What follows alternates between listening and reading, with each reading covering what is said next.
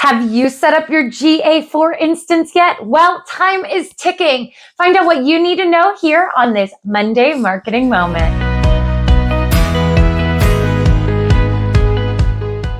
Hi there, I'm Elizabeth Lang-Barton, and I am a content and digital marketing professional with nearly 10 years of experience. And welcome back to the Monday Marketing Moment.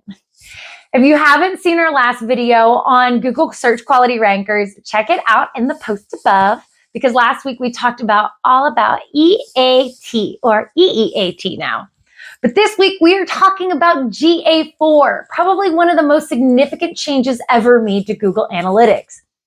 Although it was announced in October of 2021, many marketers didn't see this change happen until recently, when GA4 in March of this year automatically created the property for all accounts that didn't already have GA4 set up. So Google said, you aren't signed up yet, but you need to be. Why? Because starting July 1st of 2023, the standard universal analytics we all know and love will stop processing the data that was in the platform, unfortunately. And if you don't set up your GA4, you may lose some of that data and that historic year-over-year comparison.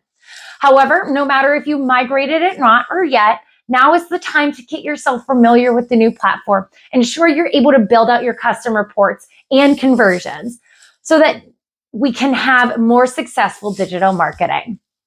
So, how can you successfully migrate? Let's start there. Since Google already started migrating existing properties, you should be able to skip the adding of your Google tag to your site, but I recommend double checking that all of your data is flowing over and testing that to make sure that you're able to get everything set up, you're all good to go. Then I would start finding new ways to build your existing reports and the data that you use regularly.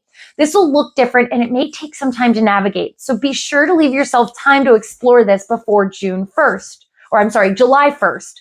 You may also want to look up some of those core metrics in GA4 that you've been using, because several of them have changed and there's several new metrics, including a lot of new engagement metrics like engaged sessions, engagement rate, engagement time. If you don't know what these mean, there's a great article I'm going to put in the comments below.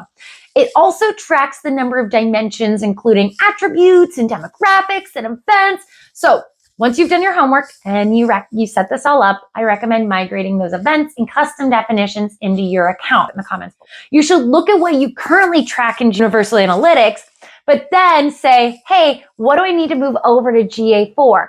How should this be structured? Because there's a different dimensions and different metrics. Some of the conversions might have already been set up inside of GA4 that you were using inside of Google Analytics.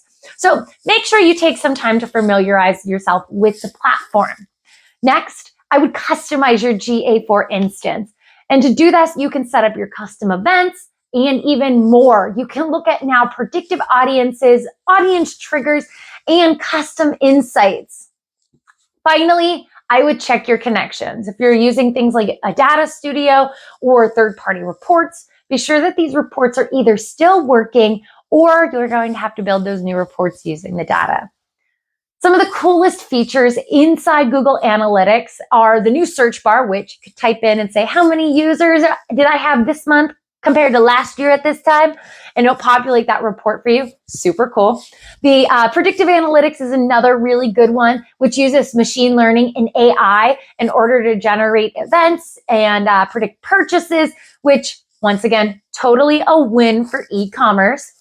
Another really cool feature is the exploration, which allows you to create custom reports, one of my favorites. These reports allow you to create tables, visualizations for cohorts, paths, funnels, segments, you name it, it's got it. And it's really helpful for leveling up your marketing strategy. You can also share reports with specific people, save it to a PDF, or download it as an Excel workbook, which is super cool, gives you some flexibility.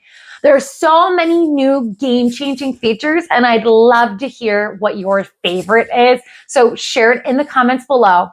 But if you got nothing out of this video, please just remember to make sure that you check your Google Analytics, Universal Analytics, and make sure that you're migrating over to that GA4. Because if you can't measure it, it didn't happen. So if you really liked what we talked about today, let me know in the comments. Let me know your thoughts. How are you using GA4? What reports might I not have that you've already set up? I'd love to hear your insights. But I'm Elizabeth Lang Barton, and this was the Monday Marketing Moment. I hope you have a fantastic week and a marvelous Marketing Monday.